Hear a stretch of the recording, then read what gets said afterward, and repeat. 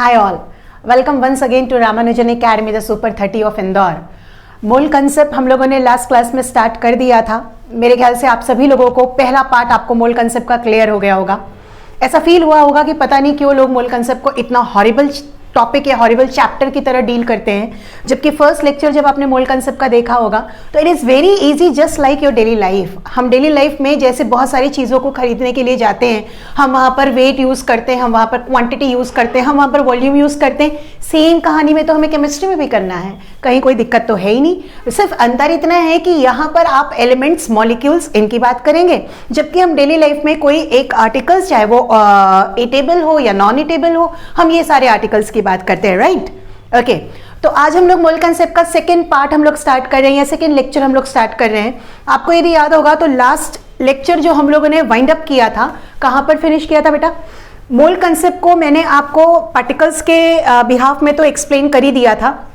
Second term wait के term पर मैंने आपको रिलेशन बता दिया था और ये वाला बोला था कि अब हम नेक्स्ट क्लास में हम इन तीनों को कोलैबोरेट करके न्यूमेरिकल करेंगे और बहुत सारे क्वेश्चंस को हम अगली क्लास में सॉल्व करेंगे। ओके, तो आर यू रेडी? आज हमें बहुत सारे न्यूमेरिकल को सॉल्व करना है, न्यूमेरिकल की प्रैक्टिस करना है, इवन इसके बाद आपको बहुत सारे क्वेश्चंस को सॉल्व भी करना रहेगा। ओके, चलिए, तो हम लोगों ने जो लास्ट क्लास में पढ़ा था मैं उसको वापस से एक बार रिवाइज कर दूं। हम लोगों ने लिया था कि जब हम एक मोल सब्सटेंस के बारे में बात करते हैं, सब्सटेंस या मैटर आप कुछ भी बोल सकते हैं, तो ये आपके पास 6 × 10⁻23 पार्टिकल्स के बराबर होता है ये पार्ट। और यही हम लोगों ने यहां पर सीखा था कि ये एटॉमिक वेट या मॉलिक्यूलर वेट के भी बराबर होगा। ये वाला पार्ट था जो हम लोगों ने नया इंट्रोड्यूस किया था लास्ट क्लास में, जिसमें से मैंने आपको बताया था ये किस में लिखा हुआ रहेगा, ग्राम्स में। यदि सपोज मैं भूल गई होंगी कि लास्ट क्लास में आपको ये बताना, तो याद रखेंगे ये किस में होना चाहिए आपके पास, ग्राम्स में। ओके, सब्सटेंस या मैटर हम लोगों ने कितनी वेराइटी का लिया था? दो, एक एलिमेंट और एक कंपाउंड, क्योंकि यही होते हैं प्योर सब्सटेंसेस, बाकी तो इम्प्योर होते हैं। बिल्कुल सेम पार्टिकल भी आपके पास दो तरीके का हो जाएगा, एटम्स और मॉलिक्यूल्स। तो हम लोगों ने कोरिलेट कैसे किया था लास्ट क्लास में? एलिमेंट होगा तो हम एटम्स के बारे में बात करेंगे और कंपाउंड्स होगा तो हम मॉलिक्यूल्स के बारे में बात करेंगे। अब ये क्या बताते हैं? तो मैंने आपको बोला था ये नाम से ही क्लियर है, एटॉमिक वेट मतलब एटम से कनेक्टेड, मतलब ये एलिमेंट से कनेक्टेड होगा। मॉलिक्यूलर वेट मतलब ये किससे कनेक्टेड होगा? कंपाउंड से, राइट? ओके, कुछ एग्जाम्पल भी हम लोगों ने लिया था। इवन मैंने आपको एग्जाम्पल बोला था कि यदि हम सभी 1 डजन बनाना लेकर आ रहे हैं तो आर्टिकल तो हम सभी के पास 12 आएंगे, लेकिन हमारे पास जो बनानास का वेट होगा तो each and every one will be getting different weights of bananas. Why? क्योंकि साइज, शेप सबका अंतर होता है। तो बिल्कुल उसी पैटर्न पर बेस हम लोगों ने यहाँ पर कुछ एक एग्जाम्पल लिए थे कि यदि मैंने 1 मोल कैल्शियम के बारे में बात किया, दिख रहा है मुझे कैल्शियम एक एलिमेंट है, एलिमेंट किससे मिलकर बना हुआ है? राइट, एटम से। तो यहां पर क्या हो जाएगा? 6 × 10⁻23 एटम्स ऑफ कैल्शियम हो जाएगा। बिल्कुल सही है, जस्ट लाइक 1 डजन मतलब 12, तो 1 मोल का मतलब इतना फिक्स, ठीक है। लेकिन अब ये किसके बराबर हो जाएगा? 40 ग्राम्स के। याद करिए मैंने आपको चार्ट में बताया था कैल्शियम का एटॉमिक वेट कितना होता है, 40। ओके, हम यदि 1 मोल मैग्नीशियम के बारे में बात करेंगे तो ये हो जाएगा 6 × 10⁻23 एटम्स ऑफ मैग्नीशियम। लेकिन अब ये किसके बराबर हो जाएगा? 24 ग्राम्स के।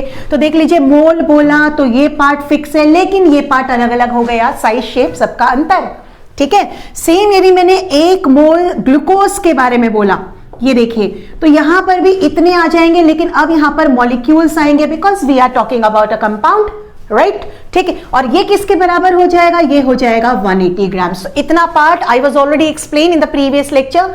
ये मैंने आपको फिर से इसलिए बताया ताकि हम इसको आगे को कोरिलेट कर सकें, ठीक है। चलिए, अब इसी पर बेस हम लोग मोल कंसेप्ट का सेकंड फॉर्मूला हम लोग लिखते हैं। मेरे ख्याल से आपको नोट करने की जरूरत नहीं है because we have already noted in the last class, है ना। अब इसी पर बेस पहला फॉर्मूला हम लोगों ने जो मोल कंसेप्ट का लिया था, that was based on the number of particles, ठीक है। क्या फॉर्मूला बताया था? मेरे साथ साथ आप सभी बोलते जाएंगे। It is number of moles, जिसको हम n से शो करते हैं। It was equal to given number of particles, जहां पर एटम्स, मॉलिक्यूल्स दोनों हो सकता है, अपॉन में आ जाएगा 6 × 10⁻23, क्योंकि 1 मोल में इतने पार्टिकल होते हैं। इस पर based numerical we have already completed. Okay, now we come on to the second formula mole का, लेकिन अब वो किससे कोरिलेटेड रहेगा? वेट से। तो आपके पास अब अगला फॉर्मूला आ जाएगा, नंबर ऑफ मोल्स जिसको हम n से शो कर रहे हैं, it is equal to given weight, obvious सी बात है ये किस में होगा? ग्राम्स में, डिवाइडेड बाय किस में हमें क्या लिखना रहेगा? इट्स एटॉमिक वेट या molecular weight. Okay, atomic weight किसके केस में आएगा? एलिमेंट। और मॉलिक्यूलर वेट किसके केस में आएगा? कंपाउंड के केस में। तो ये आपके पास हो गया second formula to calculate the number of moles based on weight, given weight upon में आगे आपके पास एटॉमिक वेट और मॉलिक्यूलर वेट, दोनों नंबर ऑफ मोल्स के फॉर्मूले हैं। पार्टिकल से कोरिलेशन बोलेगा तो ये फॉर्मूला यूज करेंगे, वेट से कोरिलेटेड बोलेगा तो ये फॉर्मूला यूज करेंगे। ओके, चलिए ये आप नोट कर लीजिए, मैं आपको कुछ सेकंड्स का टाइम देती हूं, देन हम लोग न्यूमेरिकल करना इसका स्टार्ट करेंगे। ओके ऑल, आप लोगों ने सभी ने फॉर्मूले नोट कर लिए होंगे। अब हम कुछ एक न्यूमेरिकल्स को हम सॉल्व करते हैं, और आज जो हम लोग न्यूमेरिकल को सॉल्व करेंगे थोड़ा सा हम स्टैंडर्ड फॉर्म में, या मैं बोलूं हम बहुत धीरे धीरे न्यूमेरिकल को सॉल्व करेंगे। जब आप बहुत अच्छी तरीके से न्यूमेरिकल को सॉल्व करने में कॉन्फिडेंट हो जाएंगे तब हम शॉर्टकट भी यूज कर सकते हैं। फिलहाल मैं आपको दोनों मेथड बताऊंगी, लेकिन आपके कंसेप्ट में क्या होना चाहिए, अभी कंसेप्चुअल जो हमारा लंबा मेथड होगा। ओके राइट, चलिए मैं एक बार वापस रिपीट करूं, हमारे पास मोल को सॉल्व करने के लिए या मोल को कोरिलेट करने का दो फॉर्मूला है, one with respect to particles, second with respect to weight. ठीक है, शॉर्टकट पे मैं अभी नहीं आ रही हूं, अब बहुत ध्यान से सुनेंगे जो मैं आपको बहुत बेसिक चीज बता रही हूं। आपको जब भी कोई न्यूमेरिकल दिया गया होगा, ठीक है, ऑब्वियस ही बात है वो एलिमेंट, कंपाउंड या आगे चलकर आयंस के बारे में भी आएगा, फिलहाल हम एलिमेंट और कंपाउंड के बारे में बात कर रहे हैं। तो जब भी कोई न्यूमेरिकल आपको दिया गया होगा, सबसे पहले आप उसमें देखेंगे कि क्या आपको मोल दिया गया है कि नहीं। यदि क्लियरली लिखा गया है कि इतने मोल कंपाउंड है या इतने मोल एलिमेंट है तो कोई दिक्कत नहीं है, ठीक है। लेकिन यदि मोल नहीं दिया गया है तो बेटा first priority is to calculate the number of moles of the given substance, right. क्या बोला, फिर रिपीट कर रही हूं मैं। हमारे पास जब भी कोई न्यूमेरिकल आता है सबसे पहले हम देखेंगे कि क्या उसमें मोल दिया गया है। यदि मोल नहीं दिया गया है तो आवर फर्स्ट प्रायोरिटी, हमारा परम धर्म है कि हम सबसे पहले क्या कैलकुलेट कर ले, मोल। ओके, और मोल को निकालने के लिए कितने फॉर्मूले हैं अभी तक, फिलहाल दो, पार्टिकल से रिलेटेड और वेट से रिलेटेड। तो अब हम न्यूमेरिकल में ध्यान देंगे कि हमें क्या दिया गया है, दोनों में से कोई एक चीज जरूर दी गई होगी। यदि पार्टिकल्स दिया गया है तो पार्टिकल का फॉर्मूला लगाकर मोल निकालेंगे, वेट दिया गया है तो वेट का फॉर्मूला लगाकर मोल निकाले, लेकिन सबसे पहले हम क्या कैलकुलेट करेंगे, मोल। ठीक है, तो चलिए here we come on to the question number 1। हम सबसे पहले क्वेश्चन नंबर 1 की तरफ आते हैं। क्वेश्चन रीड करेंगे तो क्या बोल रहा है, कैलकुलेट द वेट। इसका मतलब weight is your question mark. ये तरीका सीख जाएंगे तो न्यूमेरिकल बनाना बहुत ईजी हो जाता है। कैलकुलेट द वेट मतलब वेट निकालना है हमको, तो weight is not a given quantity of 100 molecules. ये आपको गिवन है ना। अब 100 मॉलिक्यूल्स बोल रहा है मतलब पार्टिकल्स आर गिवन। किसका, पानी का। आपको 100 मॉलिक्यूल्स वाटर का क्या कैलकुलेट करना है, वेट। तो सबसे पहले हम क्या कैलकुलेट करेंगे, मोल्स। किस टर्म में मोल कैलकुलेट करेंगे, पार्टिकल के टर्म पे। चलिए तो कैलकुलेट करें। एंड फॉर्मूला था given number of particles divided by Avogadro number. तो गिवन नंबर ऑफ पार्टिकल्स हो गया 100 अपॉन 6 इंटू 10 पावर 23, यही होगा, राइट। हम इसे सॉल्व करें तो ये 10 का पावर 2 हो गया, इसे 6 इंटू 10 पावर 23 कर लें, ये खत्म होकर 10 का पावर 21 हो जाएगा। तो your answer will be 1/6 into 10 power minus 21 moles. ठीक है, अब आप में से बहुत सारे बोलेंगे कि आपने इसे कैलकुलेट क्यों नहीं किया। याद रखें, हम फाइनल कैलकुलेशन किसके लिए करेंगे, जो क्वांटिटी हमें निकालनी है। अदरवाइज हम फाइनल कैलकुलेशन नहीं करेंगे, हम रेशो के टर्म पर सॉल्व करके छोड़ देंगे, क्योंकि इसे कैलकुलेट करना मतलब टाइम वेस्ट करना है। तो मैंने इसको एज इट इज ड्रॉप कर दिया। ओके, चलिए तो what we have calculated the number of moles of 100 molecules of water. अब हमें अच्छी तरीके से मालूम है कि 1 मोल वाटर का वेट जो होता है 18 ग्राम के बराबर होता है। वी हैव ऑलरेडी सीन कि इसका मॉलिक्यूलर वेट कितना होता है, हमने ऑलरेडी कैलकुलेट कर लिया है पहले। तो वाटर का मॉलिक्यूलर वेट चूंकि 18 ग्राम्स होता है तो 1 mole water is equivalent to 18 grams. अब यहां पर आप सब्स्टिट्यूट कर दें कि 1/6 इंटू 10 पावर माइनस 21 मोल्स का कितना वेट हो जाएगा, एक का पता ज्यादा का निकालना, क्या करेंगे, मल्टीप्लाई। ये हो गया 18, 1/6, 10 पावर माइनस 21, इट्स कैंसिल, आपके पास आंसर आ गया 3 इंटू 10 पावर माइनस 21 ग्राम आ गया। अब खुद सोचो, आप यहां पर यदि कैलकुलेट करते तो पहला कैलकुलेशन यहां लंबा होता, उसके बाद फिर 18 से मल्टीप्लाई करना पड़ता, सोचो कितना लंबा होता। मैंने फ्रैक्शन पे किया तो मेरा कैलकुलेशन कितना इजी हो गया। तो 100 मॉलिक्यूल्स ऑफ वाटर का वेट कितना आ गया, 3 इंटू 10 पावर माइनस 21 ग्राम। ये क्वेश्चन आपका नीट के एग्जाम में पूछा गया है, लेकिन वहां पर इसकी जगह पर जो क्वेश्चन था वो था 1 मॉलिक्यूल आया, लेकिन सेम क्वेश्चन आपके नीट के एग्जाम में पूछा गया है। तो बहुत सिंपल था, दिख रहा है आपको, हमारे पास जो क्वांटिटी दी गई थी उस क्वांटिटी को यूज करके मोल निकाल लिया। जहां मोल निकल गया तो हमें मालूम है 1 मोल वाटर का वेट इतना होता है, इतने मोल का कितना होगा, we have already calculated the weight, that is your final answer. अभी मैं शॉर्टकट नहीं बता रही हूं, अभी मैंने आपको केवल डिटेल मैथड ये बताया है। ओके, यहां तक पार्ट क्लियर है? ओके, ये नोट कर लें आप। हम आते हैं अगला क्वेश्चन में, क्वेश्चन नंबर 2 में आते हैं हम लोग। चलिए, इसी का मैं आपको एक शॉर्टकट भी बता देती हूं। जिनको ये समझ में आ गया शायद वो ट्राई करेंगे तो शॉर्टकट भी बन जाएगा उनसे। शॉर्टकट मेथड में क्या होता है ना कि जिन दो चीजों के बीच में रिलेशन पूछा है आप केवल उन दोनों चीजों पर फोकस करें, बाकी को हटा दें। मतलब हमें यहां पर वेट और पार्टिकल से कोरिलेशन पूछ रहा है, मोल के बारे में कुछ नहीं बोल रहा है ना पूछ रहा है, तो हम मोल को बाइकआउट कर देंगे और हम रिलेशन बनाएंगे वेट और मॉलिक्यूल्स के बीच में। कैसे बनाएंगे, आप एक तरफ लिख लीजिए वेट और एक तरफ लिख लीजिए मॉलिक्यूल्स। हमें मालूम है पानी का यदि वेट 18 ग्राम होता है तो मॉलिक्यूल होते हैं 6 इंटू 10 पावर 23 होते हैं ना। अभी पानी का वेट आपको कैलकुलेट करना है तो x कर लीजिए और मॉलिक्यूल्स आपको कितना बोल रहा है 100। दोनों के बीच में बराबर साइन लगा दें, इक्विवेलेंट हम मान रहे हैं इनको।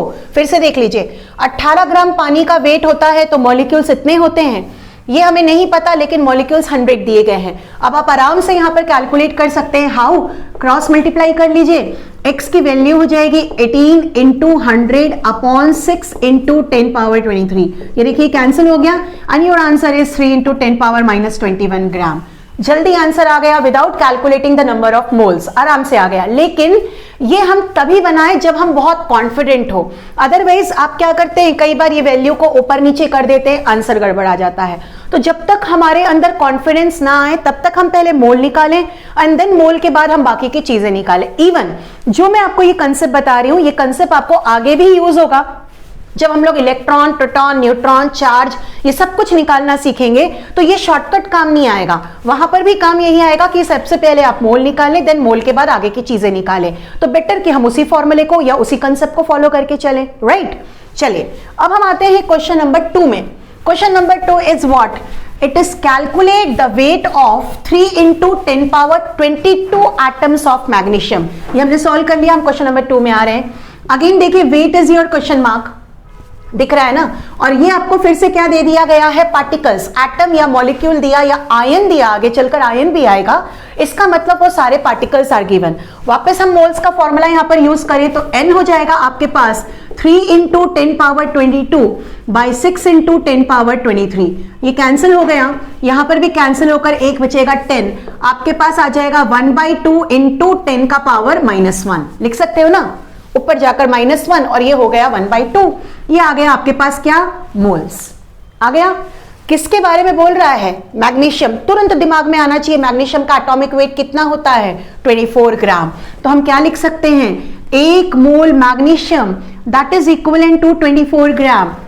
तो 1/2 इंटू 10 पावर -1 मोल्स किसके बराबर होगा, तो 24 इंटू 1/2 इंटू 10 पावर -1। ये देखिए ये हो गया 12 आ रहा है, और 12 10 का पावर -1 मतलब अपॉन में 10 है। आप इसे सॉल्व करेंगे तो कितना आ जाएगा 1.2 ग्राम। तो what is your final answer, it is 1.2 grams wait होगा 3 into 10 power 22 atoms of magnesium का। आ गया समझ में, सिंपल कैलकुलेशन किया, वापस से मोल निकाला, देन आगे बढ़े। ठीक, तो question number 2 we have done it. Question number 3 पढ़ेंगे, तब तक आप calculate the number of molecules. दिक्कत शुरू, अगला पार्ट शुरू।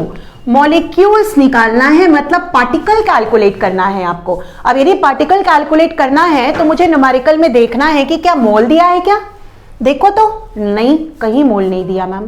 तो फिर क्या दिया है? कुछ तो देगा। क्या दिया है? मिलीग्राम का मतलब क्या हो गया? Wait is given. एग्जैक्टली आपको क्या दिया गया है?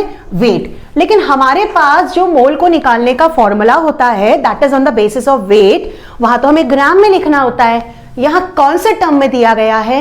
मिलीग्राम। आप सभी को पता है कि 1 मिलीग्राम 10⁻³ ग्राम के बराबर होता है। अब तो हम कर सकते हैं ना।